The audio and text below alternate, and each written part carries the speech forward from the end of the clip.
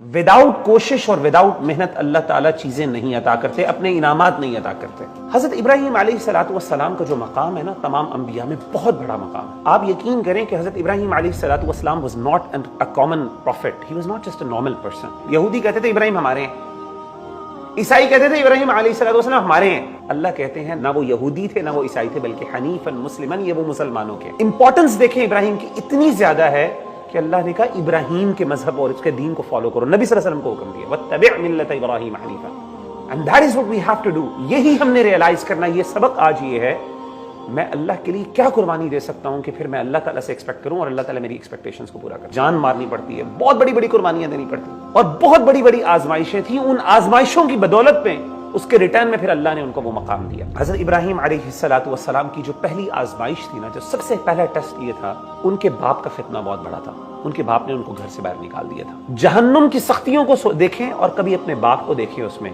और फिर सोचें कि यार मेरा बाप इस चीज़ों को, और अपने बाप की मोहब्बत जो आपकी है ना अपने बाप से, उससे पूछे, इमेजिन करें कि अगर अल्लाह उसको उसमें डाल दे हमेशा हमेशा के लिए।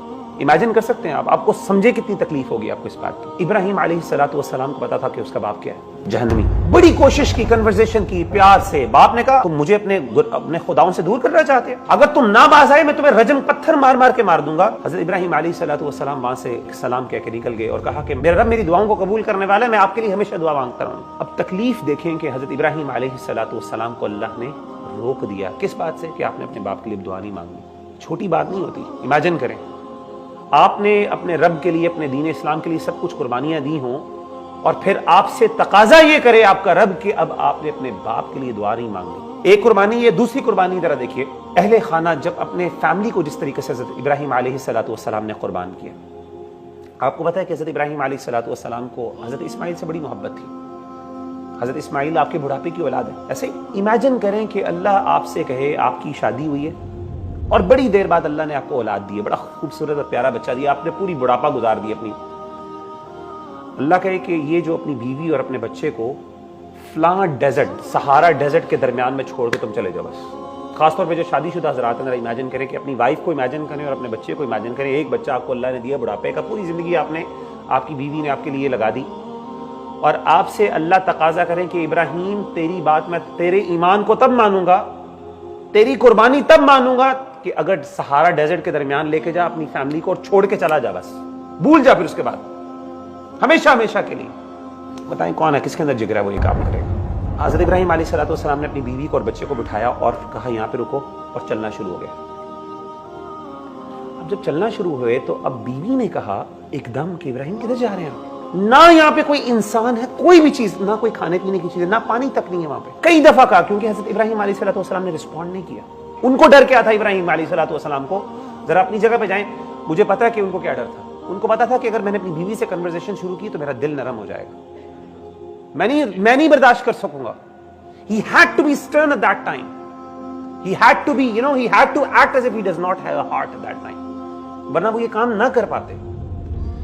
चलना शुरू हुए और बीवी कहती जा रही है, वो जवाब ही नहीं दे रहे, and he's just going there.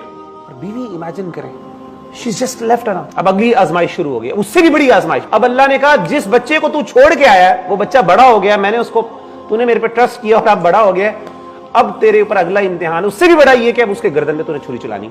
तो उन्होंने कहा कि मैंने ख्वाब में देखा मैं तुम्हें ज़िबा कर रहा हूं, अब बताओ तुम्हारा क्या ओपिनियन है इस पर। उन्होंने कहा या अबत फ़अल मा तुअमर। हज़रत इस्माइल ने कहा कि अब्बा जान जो आपको हुक्म दिया वो कर दीजिए। बाप ने जब बेटे को लिटाया तो हज़रत इस्माइल अलैहिस्सलातु वस्सलाम ने अपने वालिद से क्या कहा, मुझे अच्छी तरह मान दे ताकि मैं ज्यादा मूव ना करूं और मुझे घबराहट ना हो, उस घबराहट की वजह से मैं आपके हाथ से निकल ना जाऊं, आप मुझे अच्छी तरह बांध दें, अच्छी तरह मेरी छुरी को जरा तेज कर लें ताकि जब आप छुरी चलाएं तो मेरे लिए तकलीफ ज्यादा ना हो और मेरी मौत जल्दी आ जाए मुझे।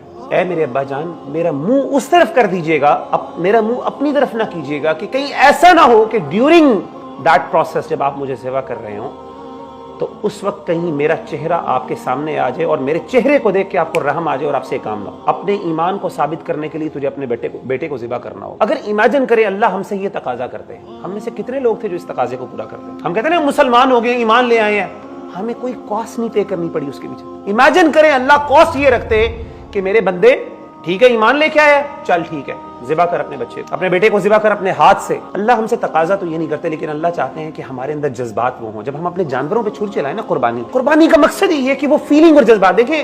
لن ینال اللہ لحومها ولا دماؤها ولکن ینال التقوی منکم، اللہ کو نہ آپ کا گوشت پہنچنا نہ آپ کا خون، سارے ہم نے انجوائے خود ہی کرنا ہے۔ عید کا دن ہوگا، انجوائے کرنا، جانور ذبح کرنے، سارا کچھ ہم نے۔ اللہ کا ہم سے صرف اتنا تقاضا ہے کہ اس وقت جب آپ اس جانور پہ، اسی لیے علماء کہتے ہیں جانور پہ چھری خود چلائیں، اپنا جانور خود ذبح کریں، ایٹ لیسٹ کھڑے ہوں وہاں پہ، آپ کو فیلنگز تو آئیں، احساس تو ہو کہ یار میرے اللہ، میں کتنی بڑی چیزیں ہیں جو میرے اللہ کی، کتنی رحمتیں ہیں میرے اوپر، اتنا۔ یہ قربانی کا جذبہ، یہ اصل میں قربانی کی روح ہے جو حضرت ابراہیم علیہ السلام کی طرف۔ اگر آپ چاہتے ہیں اللہ سے کچھ لینا تو اللہ کے لیے کچھ قربان کرنا پڑے گا، اپنے ریلیشن شپس بھی قربان کرنے پڑیں گے، حرام ریلیشن شپس، ڈرگز، اسموکنگ، ہر بری چیزیں، یہ سب کچھ جو برے کام ہم گندے کام کرتے ہیں چھپ چھپ کے، اللہ تعالیٰ کی نافرمانیاں کرتی ہیں، وہ چھوڑنی پڑیں گی۔ یہ قربانیاں کریں گے، یہ قربانی دیں گے اور کہیں اللہ سے اللہ میں تیرے لیے قربانی دے رہا ہوں، تو پھر دیکھیے گا اللہ آپ کو نوازتے، پھر آپ کو بھی اللہ امام بنائے گا، جس طرح ابراہیم علیہ السلام کو اللہ نے امام بنایا۔ لیکن اگر آپ چاہیں نا کہ یہ سب کچھ بس اپنی مرضی بھی پوری ہوتی جائے اور اینڈ پہ آ کے میرے لیے جنت کے سرٹیفکیٹس ہوں، تو بھائیو یہ کام تو اگر اتنا آسان ہوتا تو اس کے لیے اللہ نے اتنی دنیا کیوں بنائی ہوتی؟ یہ کام اتنا۔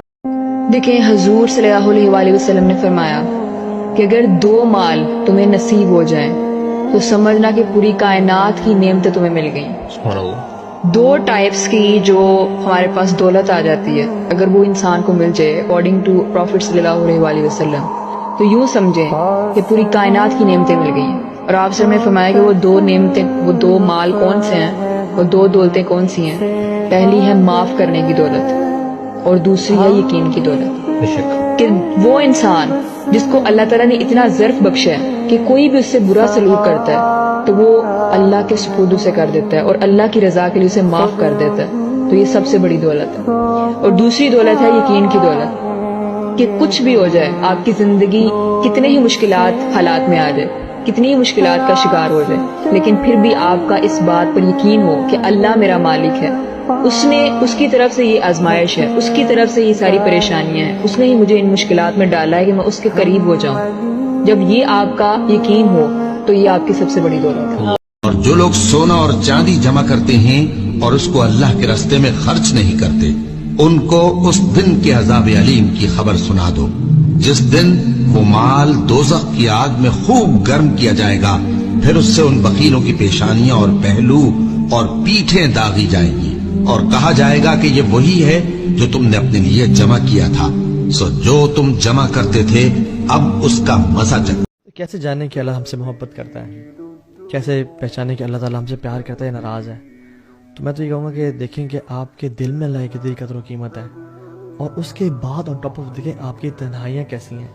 If you want to know کہ آپ کا ایمان کتنا ہے، اپنی تنہائیوں کو دیکھ لیں، بیکاز جو اصل ہے نا ہماری، وہ ہماری تنہائیاں ہیں۔ پبلک لائف میں تو ہر کوئی ماشاء اللہ تبارک اللہ، امام حسن البصری بھی کہتے ہیں نا کہ don't be an enemy of shaitan in public and his friend in private, and don't be a friend of Allah in public and his enemy in private۔ تو اصل تنہائی